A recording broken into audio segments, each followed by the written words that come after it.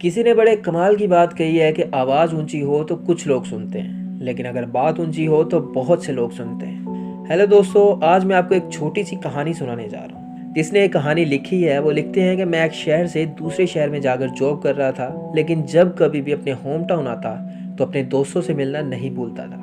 हमारी रीयूनियन होती और रीयूनियन के लिए हम जिस जगह मिलते थे वो था शहर का एक मशहूर लस्सी वाला। छुट्टियों के दिन थे, मैं अपने घर आया हुआ था। दोस्तों को फ़ोन किया कि आ जाओ, अपने अड्डे पर मिलते हैं। वहाँ सब दोस्त पहुँच गए। गर्मियों के दिन थे, बाहर कुर्सियाँ लगी हुई थी। हम सब बैठ गए। लस्सी वाले को ऑर्डर दे दिया। इंतज़ार कर रहे थे कि लस्सी का गिलास आएगा। हंसी मजाक चल रहा था, दोस्ती यारी की बातें भी चल रही थी, लेकिन तभी मेरे सामने एक बूढ़ी अम्मा खड़ी हो गई। 75-80 साल उनकी उम्र रही होगी। हाथ में डंडा था, आंखें धसी हुई थी, जुबान लड़खड़ा रही थी, कमर झुकी हुई, चेहरे पर भूख दिख रही थी और आकर बस इतना सा बोली कि बेटा ऊपर वाले के नाम पर कुछ दे दो। मेरे आगे उन्होंने हाथ बढ़ा दिए। पता नहीं क्यों मुझसे रहा नहीं गया। वैसे अमूमन मैं भिखारियों को भीख नहीं देता था, लेकिन उस दिन पता नहीं क्या हुआ, अपने आप मेरा हाथ वॉलेट की तरफ चला गया। मैं सिक्के ढूंढने लगा, फिर पता नहीं दूसरा आइडिया आया। मैंने वॉलेट अपनी जेब में रख दिया। आप सोच रहे होंगे कि शायद मैंने पैसे नहीं दिए, लेकिन मैंने उनसे कहा, दादी जी क्या आप लस्सी पियेंगी? और जैसे ही मैंने दादी जी कहा, उनके चेहरे पर एक छोटी सी मुस्कान आ गई। मेरे दोस्त भी मुझे देखने लगे कि ये क्या कर रहा है, 5-10 रुपए दे और बात खत्म कर, लस्सी पिलाने की क्या जरूरत है। लेकिन मैंने फिर से पूछा, दादी जी क्या आप लस्सी पियेंगी? दादी जी ना नुकर करते हुए हाँ उन्होंने भर दी, और उनकी हाँ को देखकर मुझे लगा कि जैसे वो काफी दिन से भूखी हों। पता नहीं क्या हुआ, मैंने जोर से आवाज लगाई, भैया एक और गिलास लगाना। दादी जी दूर जाके खड़ी हो गई और फिर कुछ देर बाद मेरे पास आई और अपनी पोटली में से कुछ सिक्के निकाल के बोली, बेटा ये 5-7 रुपए हैं, जब पैसे देने लगो तो ये पैसे उनमें मिला लेना।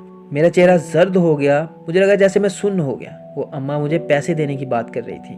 मैंने उनसे कहा, माँ जी माफ कीजिए और बैठ जाइए। लस्सी आ गई। लड़के ने हम सबको लस्सी दी और उस बूढ़ी अम्मा को भी गिलास दिया। अब वो दूर जाके नीचे जमीन पर बैठ गई। हम सब कुर्सियों पर बैठे हुए थे। वो कुर्सी मुझे काटने लगी। मैं यहाँ ऊपर बैठा हुआ था और वो नीचे। दिल तो कर रहा था कि उन्हें बुलाकर अपने साथ वाली कुर्सी पर बिठाऊं, फिर ख्याल आया दोस्त क्या सोचेंगे, भीख मांगने वाली अम्मा को साथ बिठा लिया।